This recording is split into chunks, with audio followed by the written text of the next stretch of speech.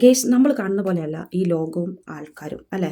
Star magic എന്ന പ്രോഗ്രാമിലൂടെ മലയാളി മനസ്സുകളിൽ ഇടം നേടിയൊരു വ്യക്തിയാണ് ഷിയാസ് കരീം. പക്ഷേ ഇപ്പോൾ കുറച്ചായിട്ട് ഓരോരോ കേസും കാര്യങ്ങളുമായിട്ട് നമ്മൾ ന്യൂസിൽ ഇങ്ങനെ കാണുന്നുണ്ട്. ഇപ്പോൾ ലേറ്റസ്റ്റ് ആയിട്ട് വന്നൊരു ന്യൂസാണ്, ഒരു 65 വയസ്സായിട്ടുള്ള സ്ത്രീയിൽ നിന്ന് പൈസ തട്ടിപ്പ് നടത്തി. അപ്പോൾ അതിൻ്റെ കുറേ വോയിസ് റെക്കോർഡ്സും അങ്ങനെയൊക്കെ കാര്യങ്ങൾ കേൾക്കുന്നുണ്ട്. സത്യം എന്താണെന്ന് നമുക്കറിയില്ല. പക്ഷേ വോയിസ് റെക്കോർഡ് കേൾക്കുമ്പോൾ അത് കറക്റ്റ് ഷിയാസ് കരീമിൻ്റെ സൗണ്ടാണ്. എഡിറ്റിംഗ് ആണെന്നൊക്കെ പറയപ്പെടുന്നു. എന്താണെന്ന് നമുക്കറിയത്തില്ല. എന്തായാലും നമുക്ക് ആ ന്യൂസ് ഒന്ന് കേട്ട് നോക്കാം. എന്റെ പേരിലൊരു പീഡന പരാതി വരുന്നുണ്ടെങ്കിൽ അപ്പൊ അതിന്റെ ഒരു ചെറിയൊരു ഇതാട്ടോ. ഈ സ്ത്രീക്ക് ഒരു 60 വയസ്സുണ്ട്. എനിക്ക് അവരെ വിവാഹ വാഗ്ദാനം നൽകി പീഡിപ്പിക്കേണ്ട ആവശ്യമില്ല. അവൻ ഓവർ സ്മാർട്ട് ആവാനുള്ള ശ്രമമാണ്. അത് വേറെ. പിന്നെ എന്റെ കല്യാണം കഴിഞ്ഞപ്പോ 1-2 വർഷമായി. എനിക്കൊരു കുട്ടിയുണ്ട്. ഞാൻ മാന്യമായിട്ടാണ് ജീവിക്കുന്നത്. എനിക്ക് സ്ത്രീകളുടെ ഇടപെടുമ്പോൾ തന്നെ ചെറിയൊരു പേടിയുണ്ട്. കാരണം ഇതിനു മുമ്പ് എനിക്ക് ഇങ്ങനെ ഒരു ആരോപണവും ഈ പറഞ്ഞ കള്ളക്കേസൊക്കെ ഉള്ളതുകൊണ്ട് ഞാൻ വളരെ കെയർഫുള്ളാണ്. കഷ്ടകാലം വരുമ്പോ കൂട്ടത്തോടെ ആണല്ലോ. ഈ സ്ത്രീക്ക് 10 വയസ്സുണ്ട്. അതുപോലെ എന്റെ കുടുംബമായിട്ട് അത്ര അടുപ്പമുള്ള ഒരു സ്ത്രീയാണ്. എന്റെ കല്യാണത്തിനും എന്റെ എല്ലാ പരിപാടിക്കും, എന്റെ റിസപ്ഷൻ, എന്റെ അബുദാബിലെ പരിപാടിക്ക് എല്ലാ പരിപാടി എന്നെ അറിയുന്ന എല്ലാവർക്കും അറിയാം. ഇവിടെ പിന്നെ പേരും ഒന്നും ഞാൻ പറയുന്നില്ല. ഫലിപ്പിക്കാൻ എന്റെ എക്സ്പെർട്ട് കേരളത്തിൽ വേറെ ആരുമില്ല. ഒരു ക്ലിയർ പറഞ്ഞാണ്.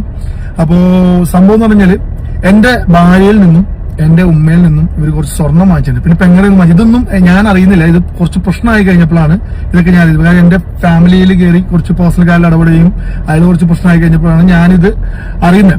സ്വാഭാവികം. അങ്ങനെ ഞങ്ങളോട് യാത്ര ചെയ്യും. അങ്ങനെ ഞങ്ങൾ കുറച്ച് പൈസ എന്റെ ഉമ്മാക്ക് അയച്ചു കൊടുത്തിട്ടുണ്ട്, പെങ്കജ് എനിക്ക് അയച്ചിട്ടുണ്ട്. അങ്ങനെ കുറച്ച് പൈസ ഈ ഫ്ലൈറ്റ് ടിക്കറ്റ് എടുക്കാൻ അങ്ങനെയൊക്കെ ആയിട്ട് കുറച്ച് പൈസ അങ്ങനെ ഇങ്ങോട്ടൊക്കെ ട്രാൻസ്ഫർ ചെയ്തിട്ടുണ്ട്.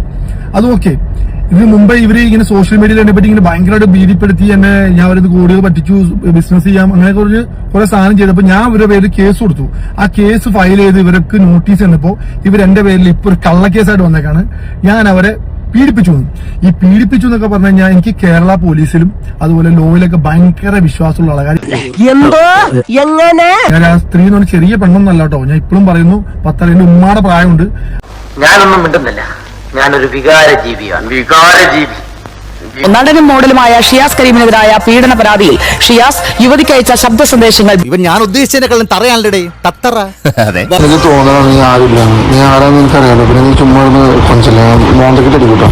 മരണം വരെ ഞാൻ പറഞ്ഞു, നീ എന്റെ മരണം വരെ ഞാൻ നിന്റെ മരണം വരെ കേട്ടോ. മരിച്ചു പിന്നെ നമ്മൾ ആരും ശല്യപ്പെടുത്തില്ല. എനിക്ക് ഞാനും എന്റെ കുടുംബം പിന്നെ ആരുള്ള ഞാൻ പറയാം. ഇപ്പം പുറത്തേക്ക് ആരുടെ മുമ്പിൽ വിളിച്ച് വിളിക്കുന്നതാ. ഓക്കെ, എന്റെ നല്ലതിലും ചീത്ത സമയത്തും നല്ല സമയത്ത് എപ്പോഴും കൂടെ മതി. സപ്പോർട്ടായിട്ട് താങ്ങായിട്ട് കാണാനായിട്ടും അത് അതിനോട് എന്ത് നടന്നാലും നമുക്ക് ബോണസ് അത്ര തന്നെ. ഞാനും ഒന്നുമില്ല, ഒഴിവാക്കണ നിന്നെ ഭയങ്കര കാര്യമാണ്. ഉമ്മാനെ പോലെയാണ് നീ ഇഷ്ടമാണ്. നീ മഹാരൊന്നും വേണ്ട. നീ ഒരു 10 ലക്ഷം രൂപ എനിക്ക് നീ എനിക്കാതെ വേണ്ട, ഒരാവശ്യമുണ്ട് 10 ലക്ഷം രൂപ വെച്ച്.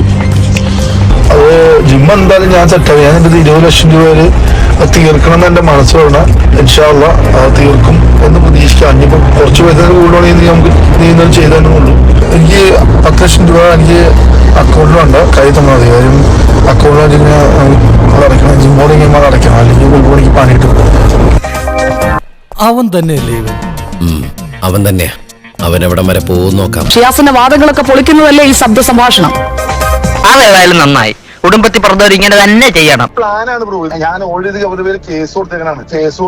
കേസ് ഓൾറെഡി കോടതിയിലുള്ള കാര്യമാണ്. ഇവരെ കോടതിയിൽ വിളിച്ച സമയത്ത് വിളിപ്പിച്ചപ്പോ അവരുകൊണ്ട് എന്റെ പേരിൽ കൊണ്ട് പീഡനം എന്ന് പറഞ്ഞു കഴിഞ്ഞാൽ ഈസിയാണ്. കാര്യം എന്നെ അറ്റാക്ക് ചെയ്യാൻ പറ്റിയ ഈസി ആയിട്ടുള്ള ഒരു ടൂളാണ് പീഡനം.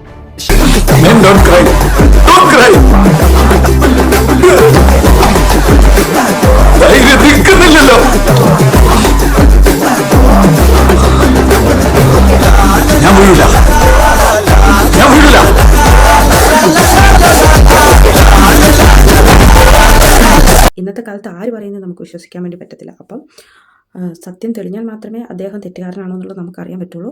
അങ്ങനെ തെറ്റുകാരനാണെങ്കിൽ എന്തായാലും ശിക്ഷ അനുഭവിക്കണം. അപ്പം നമുക്ക് മറ്റൊരു വീഡിയോ ആയിട്ട് കാണാം. ടാറ്റാ.